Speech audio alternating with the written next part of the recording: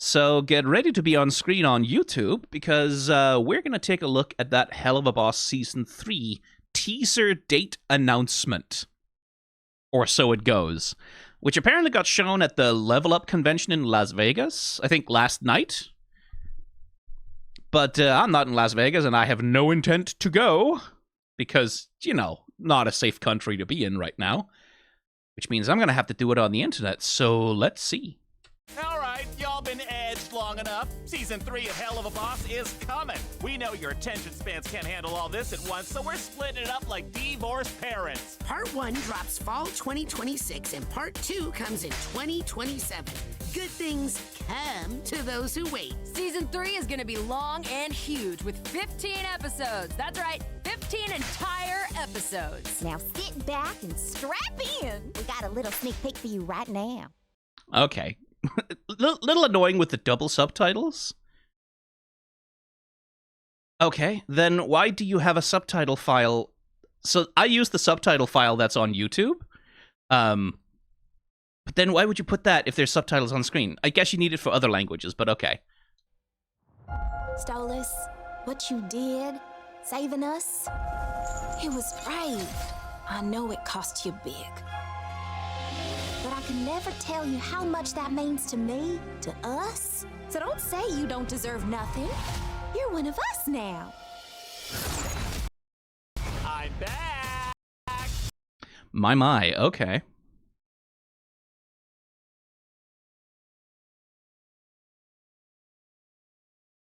Well, I'm already glad that Stolas' support network is extending beyond Blitz and Luna. Like, that's certainly something I'm hoping for in Season 3, is that sad-faced McBird Boy over here begins to expand his social circle beyond just his daughter and his horrible ex-wife, and then the boyfriend that he blew up his life over.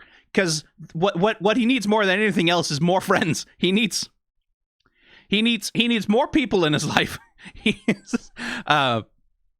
needs a support network beyond the guy that he's in a romantic situation with, because that's not enough, especially given certainly there's been implication with Stolas that he's not just depressed, right? Like, he's not just sad, but he has whatever his condition is, he needs to take medication for it, right?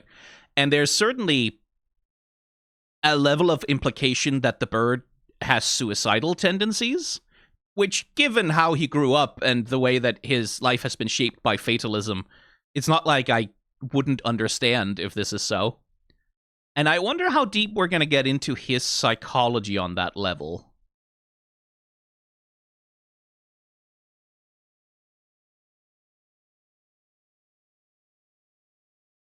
Here's where my memory fails me. That's not a shot from Season 2, is it?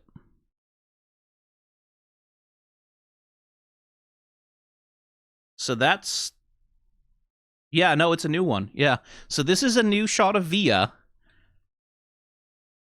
with very big hair, wearing a princess crown.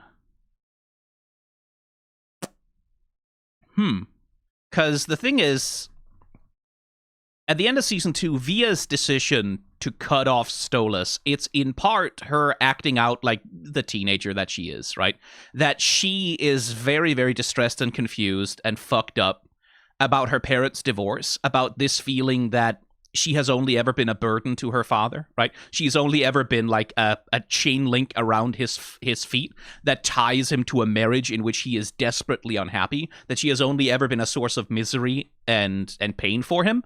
And she doesn't know how the fuck to deal with that because she's a teenager, so the thing she does is, like, yell and shout at him and spill her feelings and then cut him off completely, right? Which is something she can do because she has power and he has none. And that there are going to be consequences for that. What I wonder about Via is, like, how is it going to affect her being stuck with Stella and Andy as basically the only parent/guardian figures in her life? Because that cannot be good. And I do wonder how Via, like, what is Via going to do? Or rather, what is Stella going to do to Octavia? right? In the sense of Stella is this rather shallow person, as we've seen her so far, right? That's been one of my things about the show, is like, Stella is a very shallow character. There's really not much to her. She's very fun. She's fun, but she's not much of a character. She doesn't seem to have much of an interiority, which is like part of her characterization, right? Like she's the product of a society that does not create interiority in people.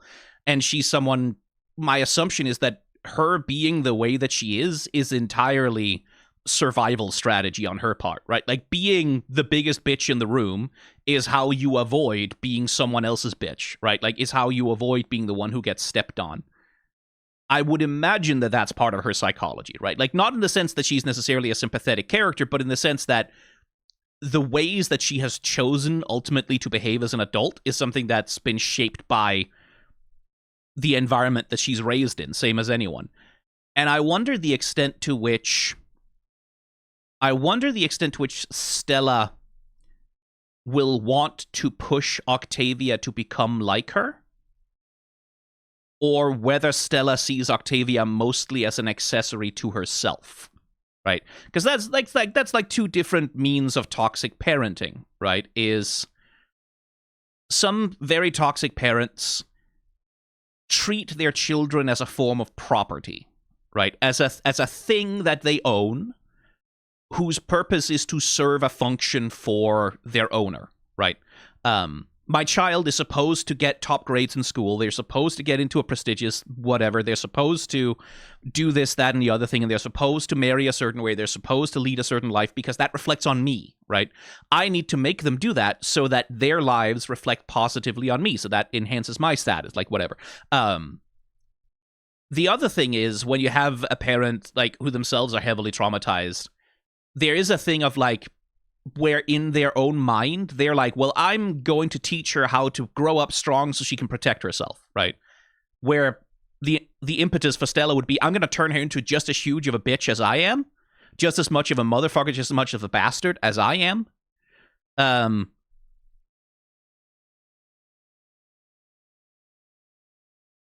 going to turn her into just as much of a motherfucker as I am, because that's the only way that she is going to be able to protect herself, right? Like, I need to teach her how to protect herself because Stolas wouldn't. Stolas was weak. He was teaching her all this stupid stuff that's going to make her weak and vulnerable, and I'm going to protect my little girl, right? Like, where in their mind it's a form of love, but what it manifests as actually is, like, abusive behavior.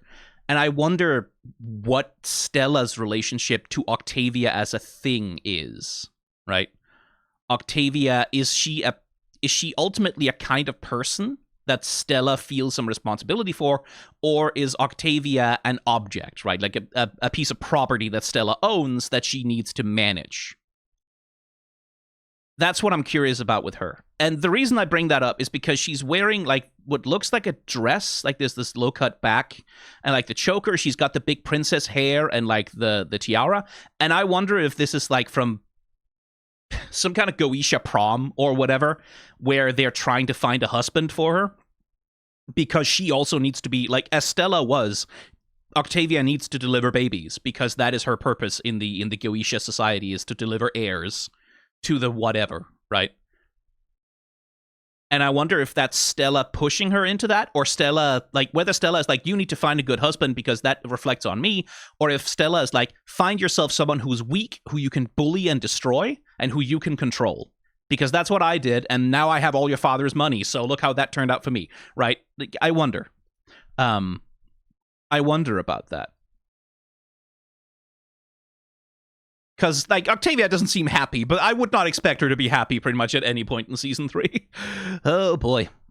But I can never tell you how much that means to me, to us. To us? So don't say you don't deserve nothing. You're one of us now.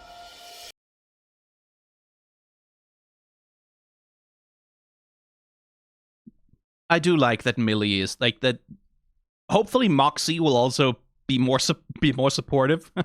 But I do like that. I would like, the other thing is, I've said it many times before, I would like the fact that Blitz and Stolas are both fathers to come into play more. I would like the fact that they are both fathers and they both have difficult relationships with their teenage daughters to come into play more. I would certainly like for Stolas to develop some kind of relationship to Luna while he's there. Because, like, my assumption is that at some point or another, Stolas is going to get his power back. He's going to be restored to his full position as a Goetia, and then we'll see how he has changed by being left without his powers for a while. But I want him to develop a relationship of some kind to Luna.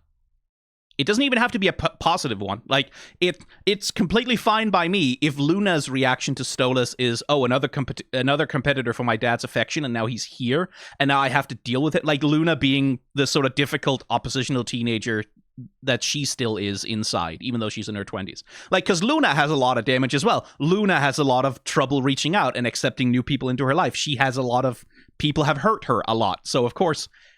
So I wonder if Stolas is going to try to approach her and get closer to her, and Luna is just going to, like, fuck off! No! Arrgh! I'm a dog, I bite! Right? Like,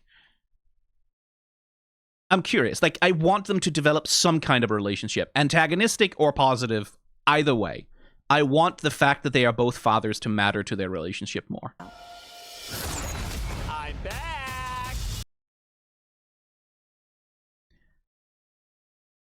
I see you fucking... Okay, hang on. I see you with that little Milt Kahl. That's a head swoggle. That's a fucking Milt Kahl head swoggle right there. You see that? So, okay, I should probably explain, not everyone. The Milt Kahl head swoggle is... There's an animator who used to work for Disney, who's one of the great animators of all time, one of the 9 grand old men, they call them.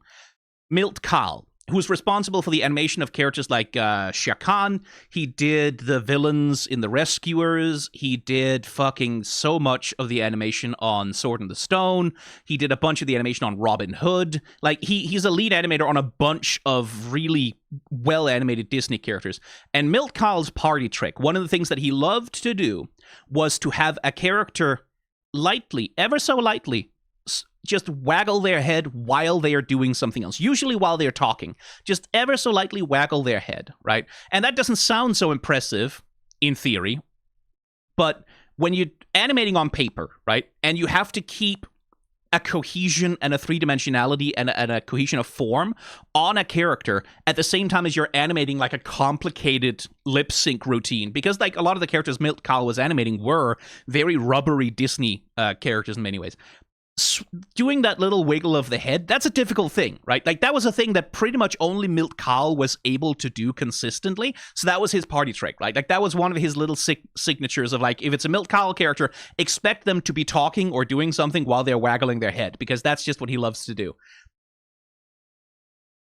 And so, anytime I see a character who, like, is doing something, and then they're doing something and they're doing a little subtle head waggle at the same time, I can't help but think of Milt Kahl. I don't know if that's what this animator was thinking of specifically, but it is one of those little moves that's like, you don't really need to do it. It's not really necessary to do a little subtle head swoggle in order to get an action across, but it's one of those little things that's like, you can show off a little bit if you do that. That's something that looks like particularly subtle. That's something that looks particularly cool.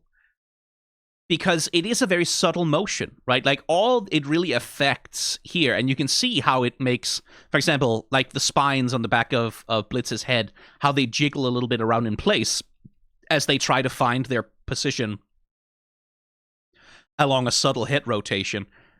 But it also provides a little bit, it provides that three-dimensionality, right? Like, it provides that sense of a three-dimensional object rotating ever so slightly in space.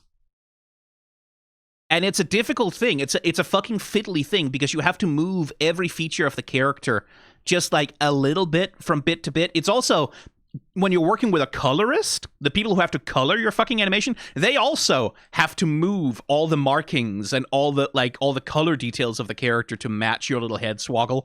And you can see how that's actually not being done here completely. The animator, like the person who's handling the coloring on Blitz's cheeks, the scarring, is deciding, not to do quite as subtle of a wiggle on them, like back and forth, and just sort of keep them in place. Same thing with like the little scratches here on Blitz.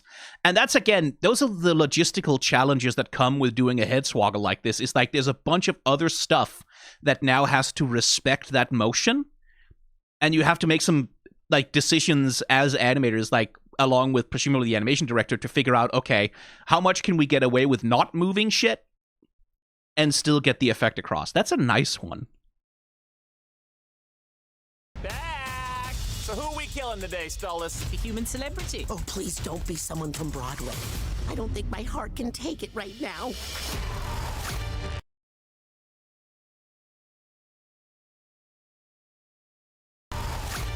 Buckle up, Buxo! Oh, yeah. The best thing about Fizz is when Fizz gets to do fucking doll shit with his tentacle arms. Like, he's stepping on the speeder, right? Like, he's stepping on the accelerator, but he's doing it like that. That's delightful. Using his arms to jump over shit. Fuck yeah, that's what I want to see.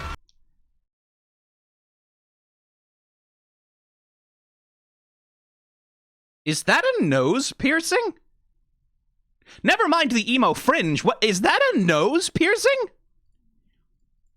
Is this teenage Stolas?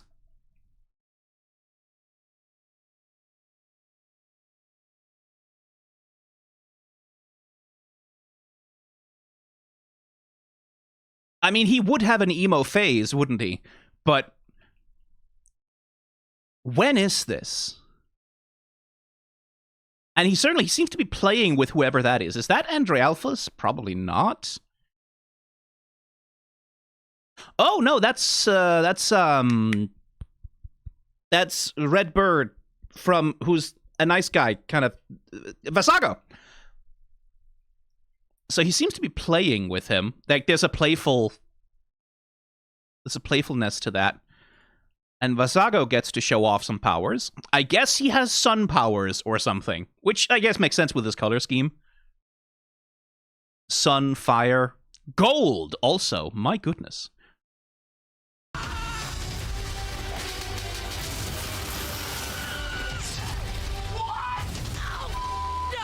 Good luck, Blitz. I don't need luck, I got skills. Come on, us losers gotta stick together. Who is she talking to there? Please let that be Stolas that she's talking to. Please let that be Stolas. I would like that to be Stolas. Anyway.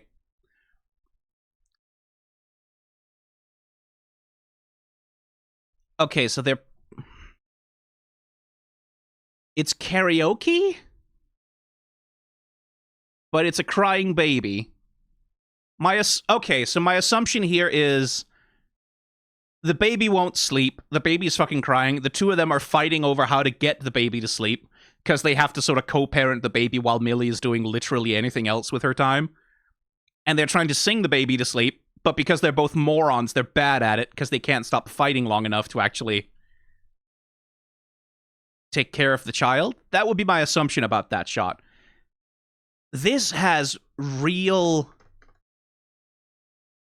This shot, like the way they handled the lighting on all the gold and on Vasago, this really has 90s Disney VHS vibes. Like in the way of like that specific way of handling like a glowing outline on a character where it's not consistent, right? Like it's not just a stroke effect that you put an alpha glow on or whatever. It's like a very bright glowing effect that's sort of almost like it's light being shone through an animation cell, essentially, right? There's something really 90s Disney VHS about that. Because like VHS is also, especially like on a VHS tape, you get more glow and you get more glow aberration artifacts because that's just the VHS thing, the way that it is.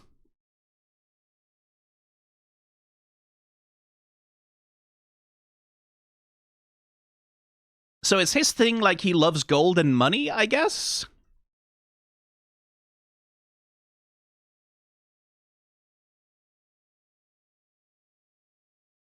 So that's a Fizz bot at the very least. I guess it's Fizz himself?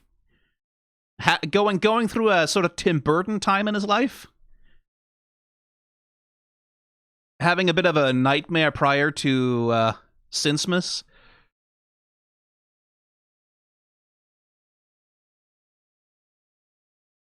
With a little jester staff as well?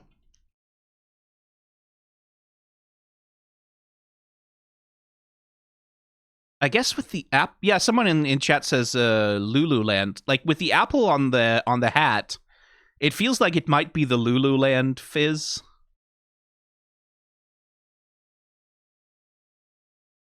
Oh, it feels like there's going to be that's a whole mountain, a cake of. Okay, so I guess maybe it's the Fizzbots taking their revenge. Maybe that's what it is. Maybe it's the Fizzbots finally breaking free of Mammon's mind control, and now it's like a robot uprising kind of situation, or a zombie situation. And he's like activating his big cake of evil Fizzbots.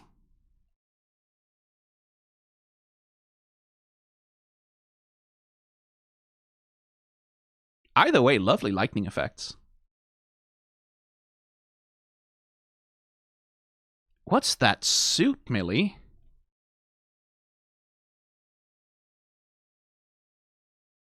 Kind of Power Rangers, a little bit.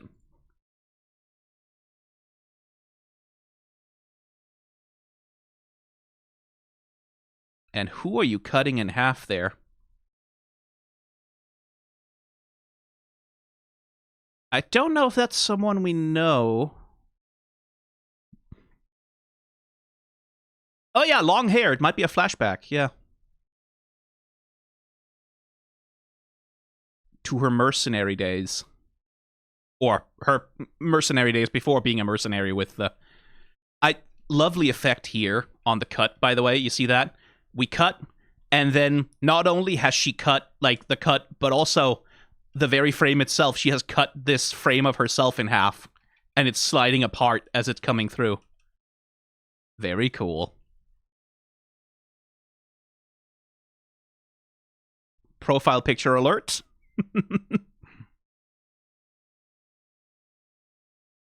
That's a good what? Blech.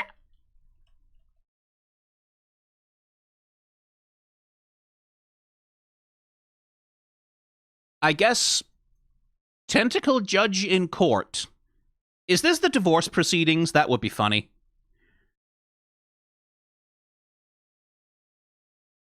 There's going to be fan art of this lady. Brackets positive.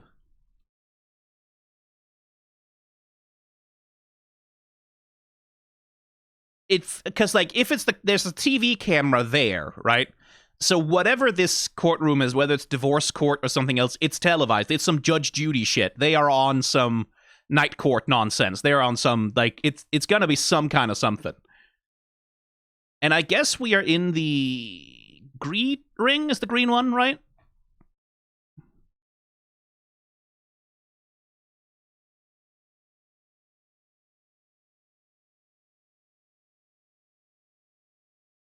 And Stolas back in his royal gear. This looks like outside of his house, actually. I would assume Stolas doesn't have his powers yet, but I guess he still has the outfit.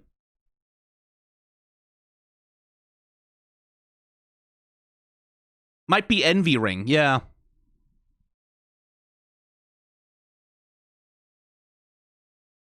And Blitz is dressed as a croupier, kind of? Why is he dressed as a croupier?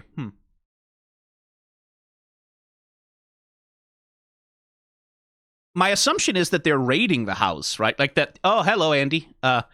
My assumption is they're raiding the house, that they're going in to get something, presumably to get Octavia out of there, I would assume. But how is dressing like a croupier going to help with that? Is that like are we doing a fucking Ocean's 11 kind of thing? Okay, so we're at a party. There are dancing imps in the background. So it's not a hellhound party, probably?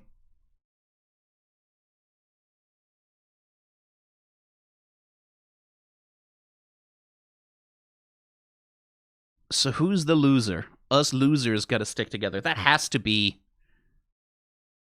I mean, okay, I'm assuming that we're only dealing with characters who've already been introduced. Probably there's new characters gonna be introduced.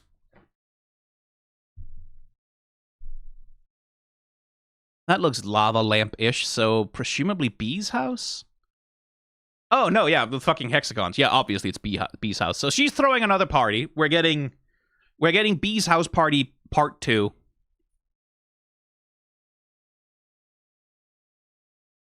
And at this party, Luna gets to be someone who emotionally supports someone else.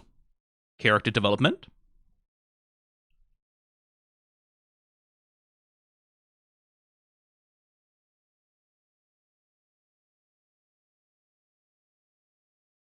Yeah, obviously they're holding the good shit back. We're not getting any of the cool shots. We're not getting any of the rotations. We're not getting any of the big, stupid, insane, fucking...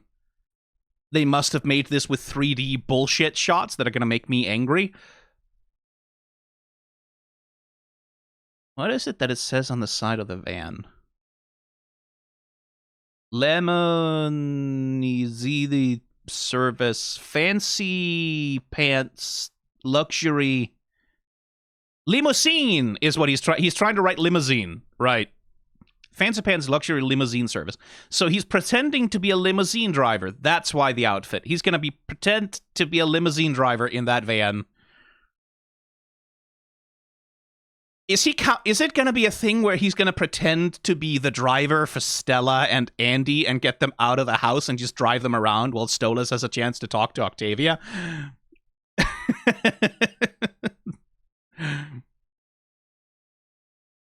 That would be funny. Because the other person I would imagine that Luna could be talking to here is Octavia, right? Like, it could be literally... Octavia is at a party at Bee's house in the Pride ring, in the Gluttony ring, and Luna is there and like they're raiding the party in some way or trying to get in, and Luna is there helping Octavia. That's the other thing. Octavia and Luna, that sisterly relationship that sort of got put together in the one episode that they had. More of that also, please. That's the other part of I want the fact that Blitz and Stolas are fathers to matter more. I do want their kids to also start bonding and develop a relationship. Because one of the beautiful things about that specific episode is that in taking care of Octavia, Luna takes care of herself, right? Like, in talking to Octavia about, like, yeah, you know, maybe you should give you... Like, that becomes for Luna a way to process her own feelings about Blitz, right? And I really, really liked that, because that's a very true observation about how this shit tends to work, is like, in taking care of someone else, that's often also a way to learn how to take care of yourself, right? How to process your own shit. If it's healthy, anyway. Not necessarily inherently, as we'll probably see with Stella.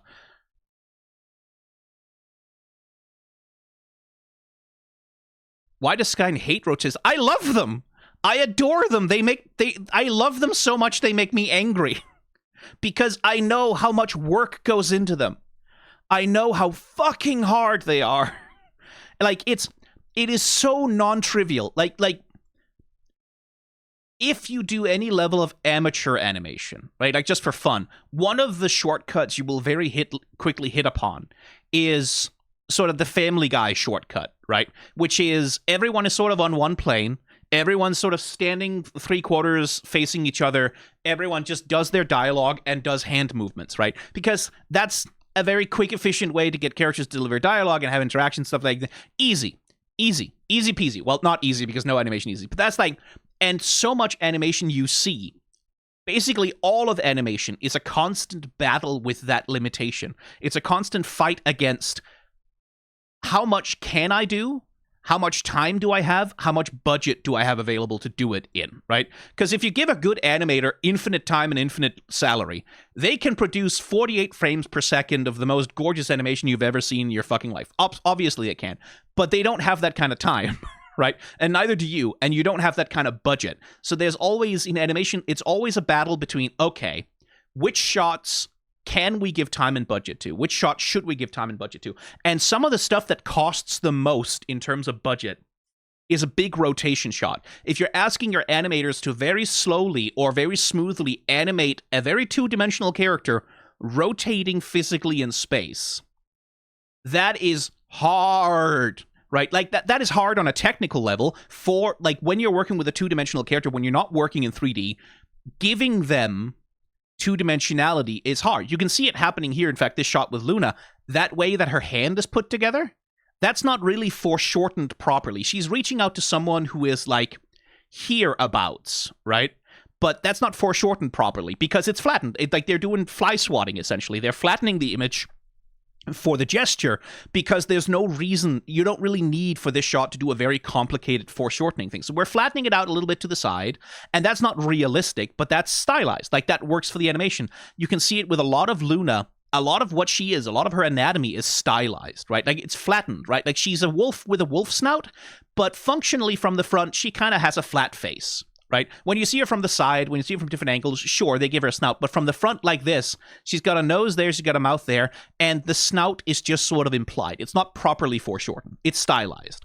So if you want to rotate a character like Luna in 3D space, now as an animator, you have to find a way to make that very flat, stylized body three-dimensional, and that's hard. Like, that just takes time. It just takes a lot of time and technical skill and just a lot of fiddling. You have to sit with it and you have to scratch away at it, and you draw a whole frame and you draw like half a sequence, and it's like something about this isn't working, and it turns out like 2 of the frames you have to change something about them, or you have to scrap them, and you have to do like, it's a lot of work. It's so much work. It's so much work, and it's so hard, and it's so easy to fuck it up. Like, you don't have to fuck it up very much. You have to fuck it up very little, and then the whole thing looks wrong. So when I see them, I'm like, oh, motherfuck, like, you're showing off, right? Like, I see someone at the top of their game, like, who's really showing off everything that their skills can do. And because I know how hard that is, and because I have a little spark of jealousy in my heart, I go, fuck you! Fuck you! How the fuck did you do that? Fuck you, you motherfucker! Because it's, you, so much of animation is cheating. So much of animation is cheating to camera. So much of animation is fooling the audience into thinking they've seen something when it's not actually there, right?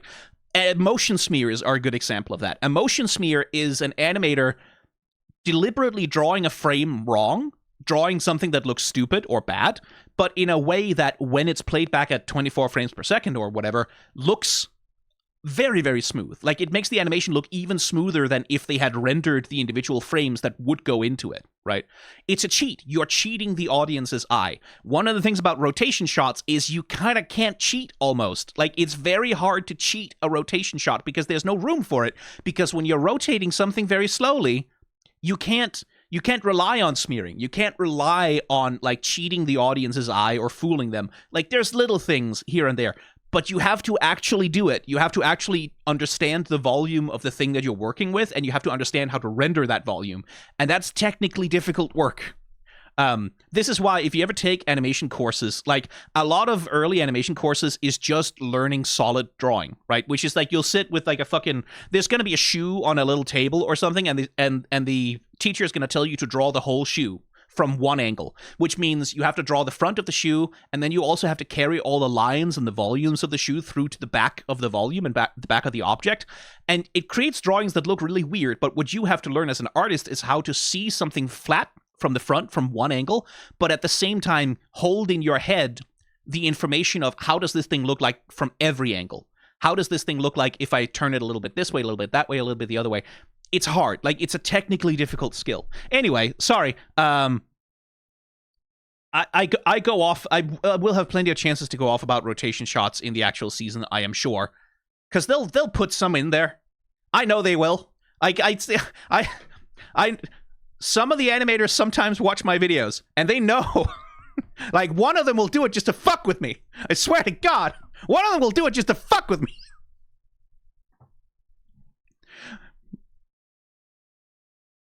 No, it's not to fuck with me. They do it because, as much as I sit here yelling about it, that's also, like, other animators know that this shit is cool. It's also fun. When you can pull that shit off, it's like, it's fun. And that's one thing I have come to adore about Hell of a Boss, especially as compared to Has Been Hotel Season 1, but also Season 2.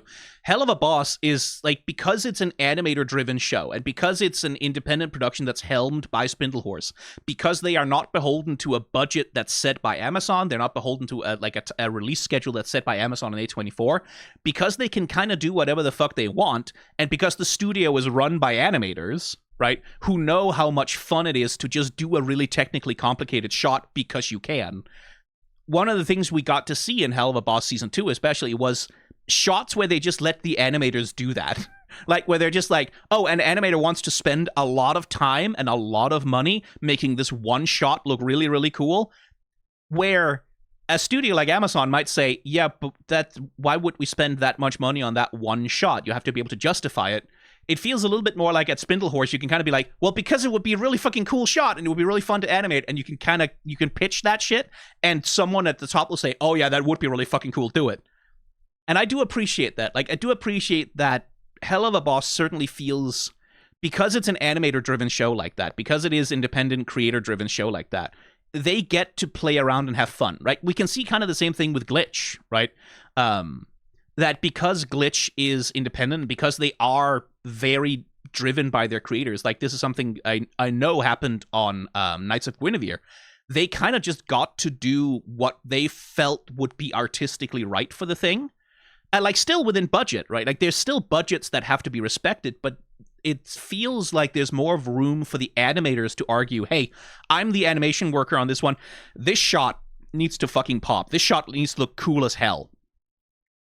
And the people at the top are not going to ask, well, but are we going to get return on investment for that? They're going to ask, okay, justify to me why this artistically needs to happen. And if you can justify it artistically, you can get it through. And I'm very pleased with that. That's one of the wonders about independent animation, is that sometimes an animator can just do the fucking shit that they want. And they can do some cool shit just because it's love of craft that's driving them to do it.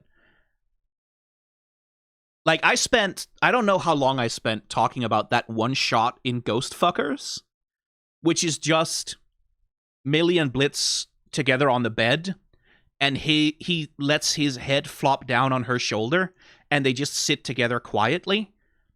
Because that was also, like, a deceptively complex little bit of animation, and very, very artistically necessary. And again, it's the kind of thing where I can't help but think, like, would you get approval to spend that much budget and time on a shot like that if you were working on, like, a Disney budget, if you were working on, like, Amazon's timeline, right?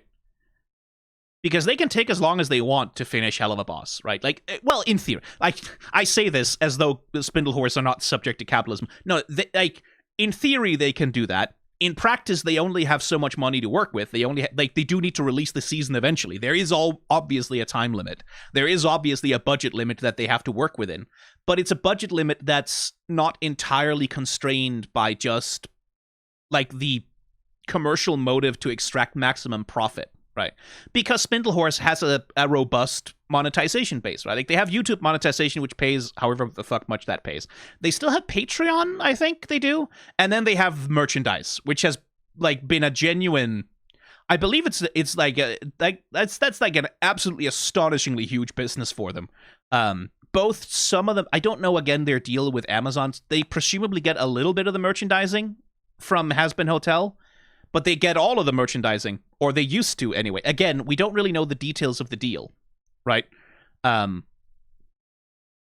We don't know the details of the deal. We don't know if Amazon, now that they own part, or have at least acquired a license to part of Hell of a Boss, if they also take a cut of the merchandising in return for that. We don't know the details of it, but Hell of a Boss has a monetization scheme that thus far has provided them a lot of breathing room, a lot of space in which to spend a bunch of money on artistic pursuits that don't necessarily directly translate into sales, and that's catnip to a guy like me. Like, it really is a thing of, like, the show could be whatever, right? Like, I could give not that much of a shit about the show and the characters and things like that. If they were operating on this level artistically the whole time, I would still be having a good time just watching it. Now, fortunately, it is good melodrama, It is a good little soap opera. And there are some compelling character relationships at the center of it. I am curious about Blitz and Stolas' relationship in Season 3 as well. Because Season 2 dropped some hints, right? Like, we had that one thing where Blitz, because he managed to get out of the trial, he's sort of a celebrity, right? Like, he has risen to some level of fame in the Pride Ring among the imps. He's become a little bit of a celebrity folk hero in that sense. And, like, that's the sort of thing that I feel like would immediately go to his head. Like, I don't, like, we saw that in the short, right? Like, where he gets to be CEO for 30 seconds, and because people are sucking up to him, he instantly gets high off of that. I feel like that would carry over, and he would have trouble navigating being famous or liked or respected in any way, shape, or form. And I do feel like that could put a strain on their relationship, because it felt to me like Season 2 was intimating that in Season 3, Blitz is going to be the one who is in the position of greater social power, who has more money and resources, and Stolas is going to be the one who's in the position that Blitz was in, having to, like, basically, like, metaphorically speaking, beg for his livelihood from Blitz, right? Like, he has to be reliant on Blitz for his healthcare, for his living situation, for his ability to be in the world. Like, Blitz is the one who has access to all the things that Stolas needs. It's going to reverse their relationship dynamic like that, and I wonder how Blitz is going to...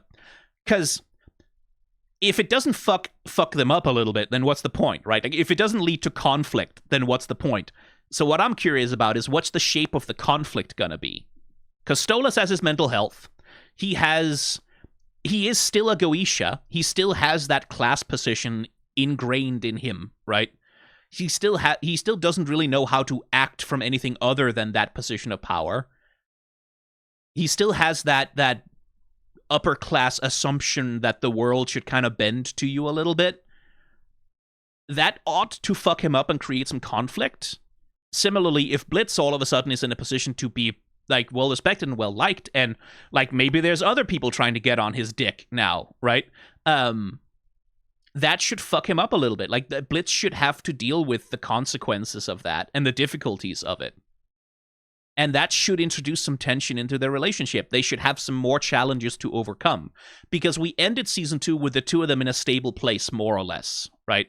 Like, at least insofar as they both understand that they love each other, and they're both in a position where they want to give each other a go, right? They had a horrible start to the relationship. Now they've figured themselves out a little bit. They are in a position where they're like, okay, I want to pursue this, right? I want to try this with you. And I want there to be some huge fucking big, emotional, melodramatic, soap opera, emotional conflicts between these two men. I want the two of them to get fucked up. I want the two of them to hurt each other.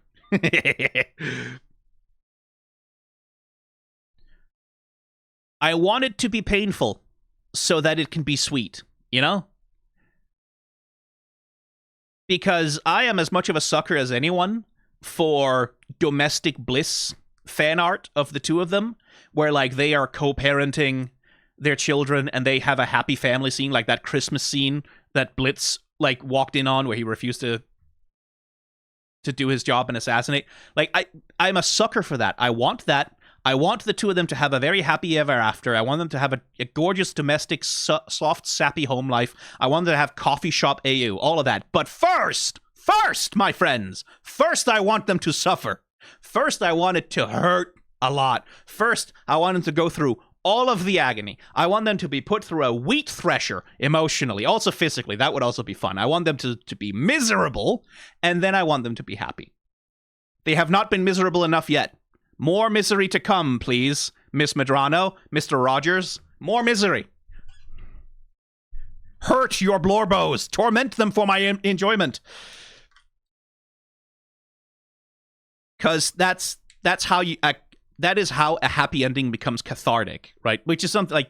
That's one of the things that like makes isekai power fantasy slot boring in the long run, is that if the character is just, like, has a cheat ability and they win all the time, everything forever, and nothing ever goes wrong or bad for them, then it's not satisfying. Like, then the ending is not satisfying. Then the ending can be sort of pleasing on a power fantasy wish fulfillment level, but it's not satisfying in the way that it is when people have been put through the absolute fucking torment nexus and have come out on the other side alive and in love and, like, ready to settle down and be happy. So I want him to hurt her. I want him to hurt him. I want the bird boy to be really sad and miserable, and I want bad things to happen to him a lot. And I want Blitz to just have the worst time in the world and get all up in his neuroses. I want all of his insecurities to come back to haunt him. Oh, I want it to hurt. Oh, pain and misery, and then happiness. But first, pain and misery. And I do trust Spindlehorse to deliver that. Like, that very much seems to be the mode they're operating in anyway. Like I've said, it's a telenovela. It's a soap opera. It is the show where some incredibly implausible, stupid bullshit is going to happen, but we accept it because it hurts. It hurts so good. So I do trust them to do that. I want them to stay that course. I don't want them to ever give in to any fan pressure to be nicer to these characters.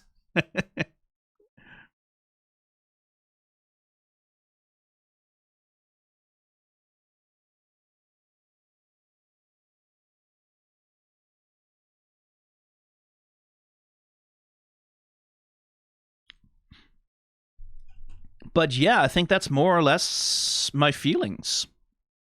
More or less. They didn't give us any of the good stuff. I didn't see any of the fucking Sakuga shots because the trailer didn't need them, and they didn't want to spoil me on them. But I do want to see them. I do need to get those Sakuga shots when the actual season starts dropping. What was it they said? Fall 2026. Right. And oh my god, right, I forgot about that. They drop first on Prime. Right. Oh my god. Which means I didn't have trouble with Prime for the new episode 0. Like, the new episode 0, it got copyright claimed, I disputed it, they released it, it was fine. They didn't give me any trouble there. Because I also do contend that my reactions to these episodes definitely fall under fair use. I would contend that my reactions are transformative.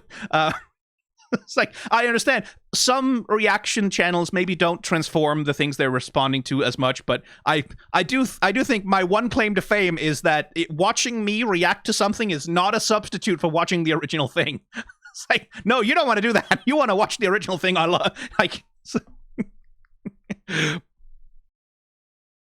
I don't think anyone is like, you know what, I'm gonna watch the new episode of Hell of a Boss, but I'm not gonna watch the 15-20 minute episode. No, I'm gonna watch a guy go back and forth YouTube pooping like one dude yelling 400 times. That's what I'm gonna do.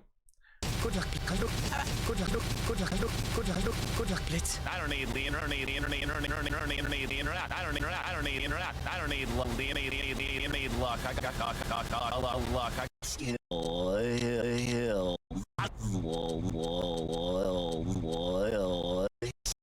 Yeah, I'll watch that instead of watching the episode. Sure, why not? So yeah, dropping on Prime first. Hopefully, hopefully I'll be able to just record my reactions as usual and put them out. And if not, I'll just have to wait until they drop on YouTube, I guess. Because, like, I wouldn't blame... Honestly, I wouldn't blame Amazon either if it's a thing of, like, no, you can't just post a reaction the moment it drops on Prime. Like, you have to wait until it comes out on YouTube. I'd be like, okay, fair enough. Like, you did pay for exclusivity, and I'm posting the whole fucking episode. Fair enough. I'll accept it. But, you know, it is what it is. Huh. Still, yeah, I don't begrudge Spindlehorse that they take the money and the support and, like, the institutional financial backing that they can get. But I really hope they have a good deal with Amazon. I really hope their lawyers were on the ball. I really hope that it's not too much of a deal with the devil. 'Cause wow.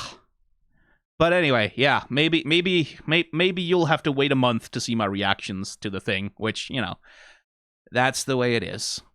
Anyway, I think that's it.